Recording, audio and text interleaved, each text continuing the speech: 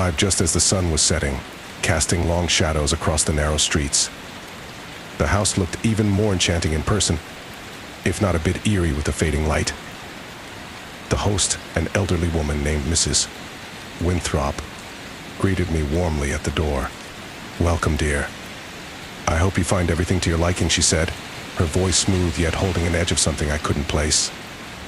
The interior was just as described: antique furniture, a large fireplace, and an odd assortment of knickknacks that gave the place a lived-in feel.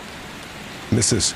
Winthrop showed me to my room, a cozy space with a four-poster bed and heavy drapes that blocked out the last of the daylight. "There's a storm coming tonight," she warned, "so be sure to latch the windows tight." As the night fell, the wind began to howl, and rain lashed against the window panes. I settled into bed, but sleep was elusive. There was an unsettling quiet beneath the noise of the storm, a silence that pressed against my ears. Around midnight, I heard it, a faint, rhythmic tapping. At first, I thought it was the branches of a tree hitting the window, but when I listened closely, I realized it was coming from inside the house. Curiosity and a sense of unease pushed me to investigate. I crept down the dark hallway, guided by the dim glow of my phone's flashlight. The tapping grew louder as I approached a door at the end of the corridor.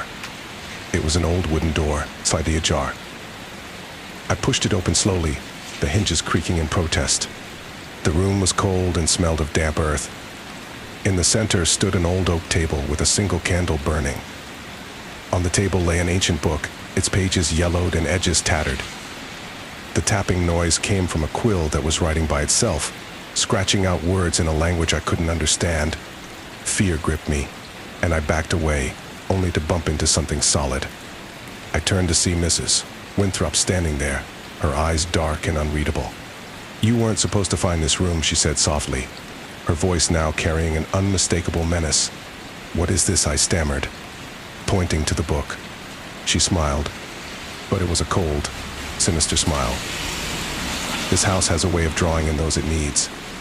It's not just a place to stay, it's a conduit, a bridge to other realms." I tried to move, but my feet felt rooted to the spot. Mrs. Winthrop raised her hand, and the quill stopped writing. The room grew colder, and shadows seemed to stretch and twist around me. "You should have stayed in your room," she whispered. I felt a force pushing me backward, and the door slammed shut in front of me. The room plunged into darkness, and the last thing I heard was the sound of that quill beginning to write again, faster this time, as if in a frenzy. When I woke up, it was morning. I was lying in my bed, the storm had passed, and everything seemed normal. But when I looked down at my arm, I saw words written in that same ancient language, etched into my skin like a brand. I packed my things and left as quickly as I could. As I drove away, I glanced back at the house. Mrs. Winthrop stood in the doorway, watching, a knowing smile on her lips.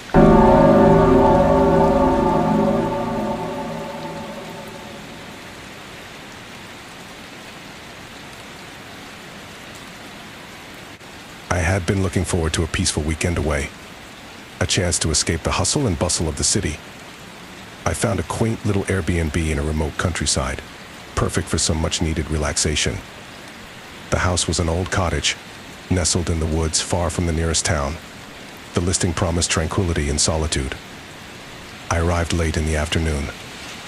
The sun was beginning to dip below the horizon, casting long shadows through the trees. The host, a friendly middle-aged man named Tom, handed me the keys and gave me a quick tour of the house. "You're the only guest this weekend," Tom said with a smile. "No one for miles around. You'll have all the peace and quiet you could want." After he left, I settled in. The cottage was charming, with rustic decor and a large stone fireplace. I cooked myself a simple dinner and settled down with a book, enjoying the sound of the wind rustling through the trees outside. As night fell, the isolation began to feel a bit unnerving. The woods were pitch black, and the silence was almost oppressive. I decided to head to bed early, hoping to sleep off my unease. Around midnight, I was awoken by a noise. At first, I thought it was just the wind, but then I heard it again, soft footsteps on the wooden floor downstairs. My heart raced. I knew I was supposed to be alone. I grabbed my phone and crept to the bedroom door, listening intently. The footsteps were slow and deliberate, moving around the living room. I dialed 911, but the call wouldn't go through. There was no signal this deep in the woods. Panic set in. I looked around the room for something to defend myself with, and settled on a heavy brass candlestick. I opened the door quietly and made my way down the dark hallway, my pulse pounding in my ears. When I reached the top of the stairs, I saw a shadow moving in the flickering light from the fireplace. I held my breath and descended the stairs as quietly as I could.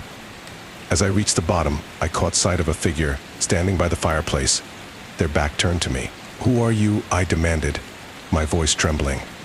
The figure turned slowly, revealing a gaunt, pale face with hollow eyes. "I'm just a traveler," he said, his voice raspy and cold. "I needed a place to stay." "This house is booked," I replied, trying to keep my voice steady. "You need to leave." The stranger smiled, a chilling, unnatural smile that made my blood run cold. "I don't think you understand. I'm not leaving." I tightened my grip on the candlestick and took a step forward. "Get out, or I'll call the police." He laughed, a sound that echoed through the room like a death knell. "Go ahead. But I don't think you'll get a signal out here." I raised the candlestick, ready to defend myself, but before I could react, the stranger lunged at me with impossible speed. We struggled, knocking over furniture and scattering embers from the fireplace. I managed to hit him with the candlestick, and he fell to the floor, motionless, breathing heavily. I grabbed my keys and ran out of the house, jumping into my car. As I sped away, I glanced in the rearview mirror and saw the cottage fading into the darkness. Relief washed over me as I reached the main road and finally got a signal on my phone. I called the police and explained what had happened. They arrived quickly and searched the house, but there was no sign of the stranger. No footprints, no signs of forced entry, nothing. It was as if he had never been there. I left that Airbnb and never looked back. But sometimes, in the dead of night, I can still hear his raspy voice and see his hollow eyes staring at me from the darkness.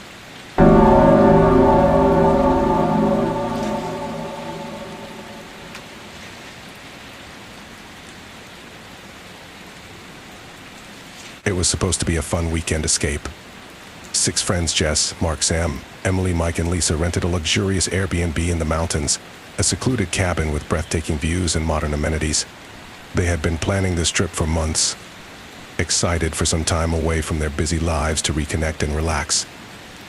They arrived on a Friday afternoon, the sun shining brightly, making the woods around the cabin look welcoming and serene. The cabin itself was stunning, with large windows, a spacious deck, and a hot tub overlooking the valley below. The host, Mr. Thompson, greeted them warmly and gave a quick tour, emphasizing the isolation and privacy of the location. "No neighbors for miles," he said with a smile. "You're all alone up here. Enjoy your stay." The first night was perfect. They cooked a big dinner, played games, and sat by the fireplace sharing stories and laughter. It was just what they needed. As the night went on, they moved to the hot tub, soaking in the warmth while the cool mountain air enveloped them. Around midnight, Mark noticed something strange. "Did you guys hear that?" he asked, his voice suddenly tense. They all paused, listening. There was again a faint rustling sound, like someone moving through the trees. They dismissed it as an animal and went back to their conversations, but an unease settled over them. The next day, they decided to explore the area. They hiked through the dense forest, admiring the beauty of nature, but couldn't shake the feeling that they were being watched. Mark, the most adventurous of the group, suggested they check out an old, abandoned cabin they had seen on the drive up. When they arrived at the dilapidated structure, a sense of dread washed over them. The cabin looked like it had been untouched for years, yet something about it felt off. They explored cautiously, finding nothing unusual, but the feeling of being watched intensified. That night, as they were winding down, the power went out. The cabin plunged into darkness, and their phones had no signal. Using flashlights, they checked the circuit breaker but found nothing wrong. The darkness and isolation felt suffocating. Suddenly, they heard a loud crash from the living room. Rushing to see what happened, they found a window shattered and a rock lying on the floor.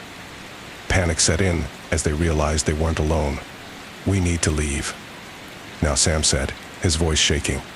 They grabbed their essentials and headed to the cars. But both vehicles had flat tires. Someone had slashed them.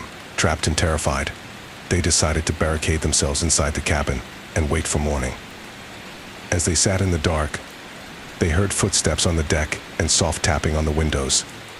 The fear was palpable. They armed themselves with kitchen knives and whatever they could find, ready to defend themselves. Hours passed, each minute feeling like an eternity. Then, just before dawn, the sound stopped. They waited until the first light of day before venturing outside. What they saw chilled them to the bone. In the clearing near the cabin, they found a makeshift camp, complete with surveillance equipment and photos of them taken during their stay.